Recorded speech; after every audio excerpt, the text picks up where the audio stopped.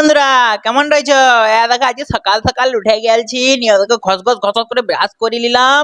তারপরে দেখো চা খেয়েছিলাম, চা খেতে খেতে মনে পড়লো একটা বিস্কুট নিয়ে আসিনি। বিস্কুট নিলাম, দুটো বিস্কুটকে ঘেঁটে হল হল ফল ফল করে মুড়ি মাখিনে গবা গপ খোপা খপ মেরে দিলাম, খল বলিনি। তারপরে দেখো বাইরে দিকে আলছিলাম, দেখো এটা একটা ভাই বেটে এসে চুলালা তেরে নামের মামা নিয়ে দেখো আসতে এখানে কথা বলা পরে এদিকে ঘর চলে আলছি। নিয়ে দেখো চপ এনেছে আমার বাপ, দুটো চপ আনতে বলেছেন, আবার একটা চপকে ছাড়িয়ে নিলেছে, যে খাবে তার পেটে বাজবে আমি বলে দিলাম।